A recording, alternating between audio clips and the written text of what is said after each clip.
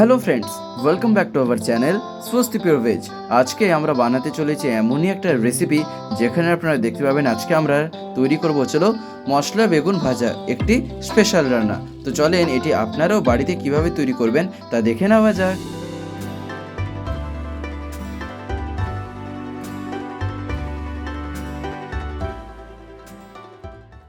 আমরা সব থেকে প্রথমে এখানে মসুর ডাল নিয়ে নিয়েছি, আশা করি তা আপনারা দেখতেই পাচ্ছেন। এখানে আমরা মসুর ডালটাকে একটুখানি জলে ভিজিয়ে রেখেছিলাম। আর তার পাশে আমরা এখানে আরেকটা পাত্রে নিয়ে নিয়েছি হচ্ছিল বেগুনের পাশে আমরা এখানে রেখে নিয়েছি হচ্ছিল কিছুটা পরিমাণে ধনে পাতা। আর তার পাশে আমরা এখানে নিয়ে নিচ্ছি হলো কিছুটা পরিমাণে কাঁচা লঙ্কা, অর্থাৎ এই 2-3টে কাঁচা লঙ্কা আমরা এখানে নিয়ে নিচ্ছি। আর এখানে আমরা আরেকটা পাত্রে নিয়ে নিচ্ছি হচ্ছিল সাদা তিল। তার পাশে আমরা এখানে রেখে নিচ্ছি হচ্ছিল কিছুটা পরিমাণে লবণ। তার পাশে এখানে রাখা হয়েছে লঙ্কা গুঁড়ো, আশা করি আপনারা দেখতেই পাচ্ছেন। আর লঙ্কা গুঁড়োর পাশে আমরা এখানে রেখে নিচ্ছি হলুদ গুঁড়ো। তার পাশে আমরা এখানে রেখে নিচ্ছি হলো কাঁচা ধনে গুঁড়ো। তো এই কয়েকটা জিনিস এখানে নিয়ে নেওয়ার পর এইবারে আমরা কি করব না, এখানে যে বেগুনগুলি আমরা নিয়েছিলাম তা কয়েকটা স্লাইসে এখানে আমরা পরপর কেটে নিচ্ছি। কীরকম সাইজে কাটতে হবে বা কতটা বড় থাকবে সেটা আপনারা এখানে দেখেই বুঝতে পারবেন যে কেমন ধরনের কাটতে হবে। আশা করি আপনারা দেখতেও পারছেন। তো আপনারা ঠিক একই রকমভাবে এখানে বেগুনগুলিকে কয়েকটা স্লাইসে কেটে নেবেন।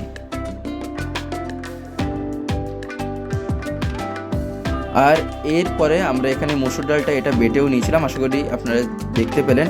আর এইবারে আমরা এখানে যে বেগুন নিয়েছি তার উপরে আমরা দিয়ে দিলাম হচ্ছিল কিছুটা পরিমাণে লবণ। তারপরে আমরা এখানে দিয়ে দেবো হচ্ছিল লঙ্কা গুঁড়ো আর দিয়ে দেবো হচ্ছিল হলুদ গুঁড়ো। এই 3টা মশলা অর্থাৎ এই লবণ, হলুদ গুঁড়ো, লঙ্কা গুঁড়ো দিয়ে দেওয়ার পর এইবারে আমরা এখানে দিয়ে দিলাম হচ্ছিল কাঁচা ধনে গুঁড়ো। এই 4টে আমরা এখানে দিয়ে দেওয়ার পর আমরা এখানে যেগুলো দিতে পারলাম আশা করি আপনারা দেখতেও পেয়েছেন। তো যাই হোক, এবারে আমরা এখানে এটা ভালো মতন করে একটুখানি মিক্স করে নিচ্ছি, অর্থাৎ এই বিভিন্ন রকম মশলা দিয়ে আমরা এই বেগুনগুলোকে আগে এখানে মাখিয়ে নিচ্ছি।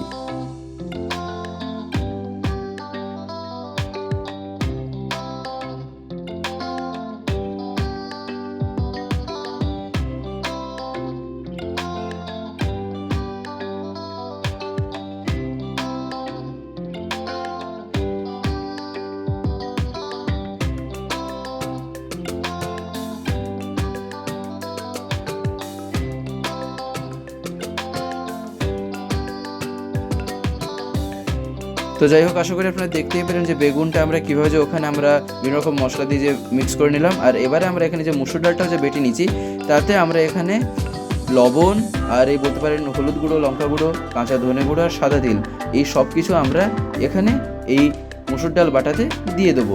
আর এবারেও আমরা এটা এখানে ভালো মতন করে মিক্স করে নেবো। তবে এখানে আমরা ধনে পাতা দিয়ে দিলাম আর এখানে তারপরে আমরা দিয়ে দেবো হলো সেই কাঁচা লঙ্কাগুলো, অর্থাৎ যে কাঁচা লঙ্কা আমরা নিয়েছিলাম তাই এখানে কুচি কুচি করে কেটে নিয়ে তাই আমরা এখানে দিয়ে দিয়েছি। আর এখানে যে তিলটা আমরা নিয়েছিলাম সাদা তিল, তাও আমরা দিয়ে দিয়েছি, যা কিন্তু বলতে পারেন আপনাদের ওই বেগুন যে আমরা মাখিয়েছিলাম তাতে কিন্তু ওখানে দেওয়া হয়নি, কিন্তু মসুর ডাল বাটাতে এখানে তা দিয়ে এটা ভালো মতন করে মিক্স করে নিতে হয়। তো যাই হোক, এটা এখানে ভালো মতন করে মিক্স করে নেওয়ার পর এইবারে আমরা এখানে একটা তাওয়া নিয়ে তাতে আমরা কিছুটা তেল এখানে গরম করে নিয়েছি। গরম করে নেওয়ার পর এইবারে আমরা এই বেগুনগুলিকে আগে এইখানে দিয়ে দিলাম।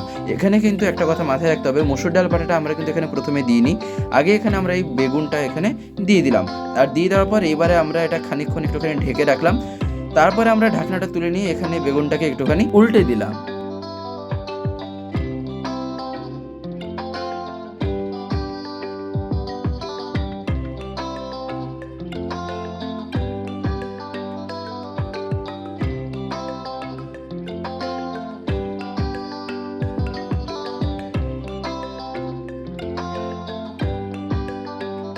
তো যাই হোক, এবারে আমরা এখানে বেগুনগুলিকে উল্টে দেওয়ার পর এইবারে আমরা যে মসুর ডাল বাটা দিয়ে আরও যে বিভিন্ন রকম মশলা দিয়ে যে একটা আমরা বলতে পারেন যে বাটা তৈরি করে নিয়েছিলাম, তাই আমরা এখানে এবারে এই বেগুনের উপরে দিয়ে দিলাম, অর্থাৎ যে সাইডটা আমাদের একটুখানি নিচে ছিল যেটা আমরা উল্টে দিয়েছিলাম সেই দিকে আমরা এবারে এই মসুর ডাল বাটাটা লাগিয়ে দিলাম।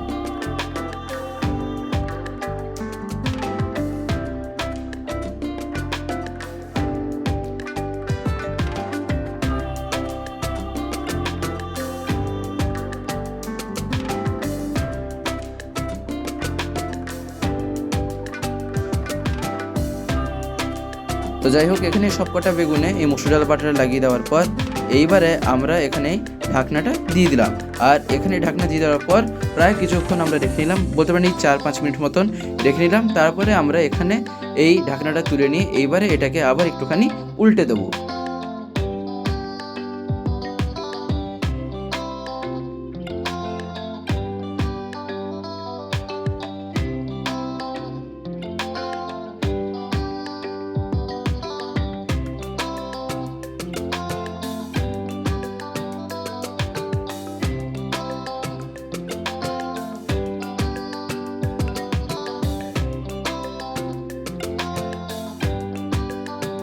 তো যাই হোক, এবারে ঠিক একই রকমভাবে আমরা এই সাইডটাতেও এই মসুর ডাল বাটাটা লাগিয়ে দিচ্ছি প্রত্যেকটা বেগুনে।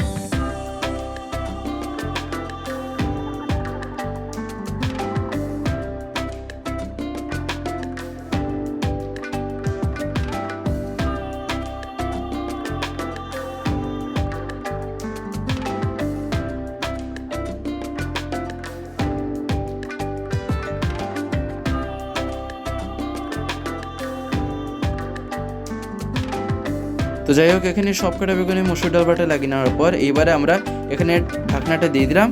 এরপরে আমরা এটাকেও এবারে এই 5 মিনিট মতন রেখেছিলাম। আর তা রাখার পরে এইবারে আমরা আবার একটুখানি এটা উল্টে দেবো। আর এটা এখানে আবার উল্টে দেওয়ার পর এখানে এটাকে আবার 4-5 মিনিটের জন্য ঢেকে রেখে দিতে হয়।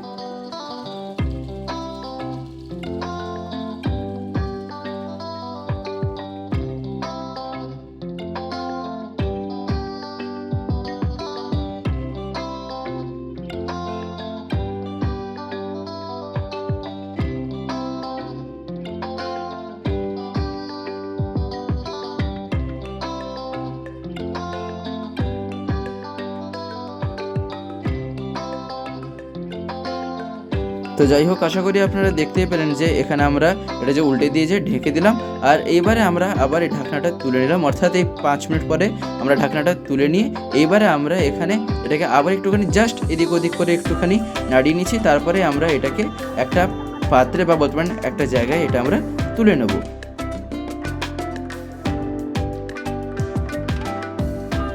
তো যাই হোক, আশা করি আপনারা দেখতেই পেলেন যে আজকের এই রেসিপি, যেটা হচ্ছিল একটা স্পেশাল মশলা বেগুন ভাজা, যা আমরা কীভাবে যে বানিয়ে নিলাম। আপনারাও এটা বাড়িতে অতি অবশ্যই ট্রাই করে দেখবেন। আশা করি আপনাদের এটি খুবই ভালো লাগবে। বিশেষ করে এটা তো গরম গরম ভাতের সাথে খেতে তো ভালো লাগে। আর এটা এমনি মুখেও কিন্তু খাওয়া যায়, অর্থাৎ খালি মুখে।